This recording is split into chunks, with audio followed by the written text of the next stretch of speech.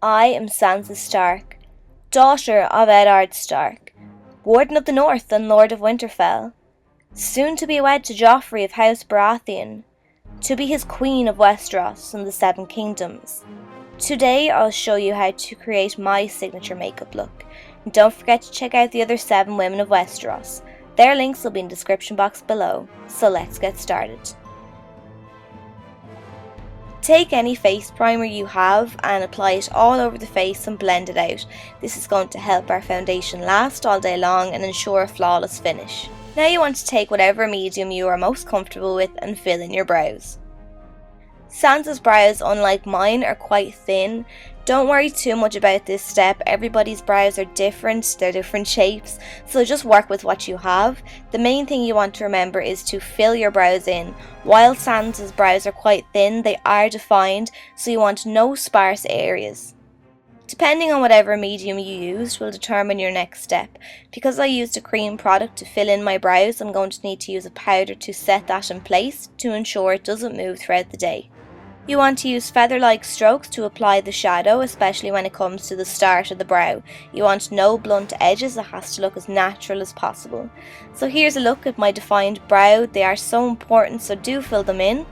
Next we're going to move on to foundation. Sansa is very pale like I am, so just take a foundation that matches your skin tone or one that is lighter if necessary and apply it to the face. I am more so concentrating on evening out my skin tone to eliminate any redness or previous blemishes I may have had that I have a little scar from. So I'm using the duo fibre brush to do this. It's a quite small one, so it helps me to get into all those areas of the face and to even out my complexion. If you want to ensure that that foundation is really well worked into your skin, take a clean blending brush and with circular motions lightly run this over the face. We're going to let that foundation set for a minute and we're going to move on to the eyes. Like the face, the eyes need to be prepped and primed too. This primer is my favourite because it works as a base as well. It's going to eliminate any redness or veins you may have on the lids, so it's going to act as a perfect canvas for you to start out on. So the first shadow I'm taking is this cream eyeshadow. Now you want to take a shadow which is quite close to your skin tone, so I'm just using this as a wash of colour all over the lid to set that base in place. The only other shadow I'm taking is this really light brown shade.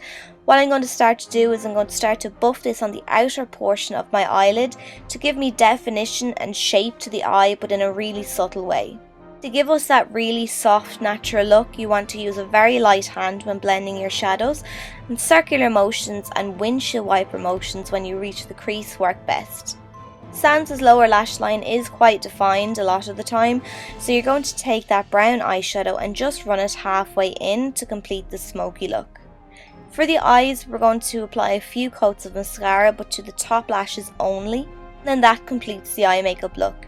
Moving back to the face, to ensure that the foundation lasts all day long, you need to set that in place with a powder, so lightly run this across the face.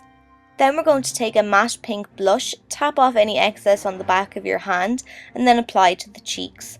Sansa has a really nice natural flush of colour a lot of the time to the apples of her cheeks, so that's where you want to apply the blusher and then blend it back towards your temples. Add some luminosity to the face. I'm just taking a highlighter and applying it to the tops of the cheekbones. Then I'm moving on to lips and I'm taking this lip paint and I'm applying it all over my lips with a brush. Now this lip paint is a combination of a lipstick and a gloss in one, so we want to take down that glossy effect. So use a piece of tissue and just blot off your lips, and then that's going to complete your makeup look. If you want to find a look very true to the character, you're going to incorporate some hair and costume. Sansa's hair is very simple. It's parted in the middle with 2 French plaits. These plaits are then joined at the back of the head, and then the hair is lightly waved. For my dress, I just found a medieval style dress online. I'll link the one that I found below, and then I topped it off with a long black coat, and that completed my look. So I really hope you enjoyed this tutorial. Don't forget to check out the other 7 women of Westeros. I hope you enjoyed the video. I had so much fun filming it, and thanks a million for watching. I'll see you in my next video.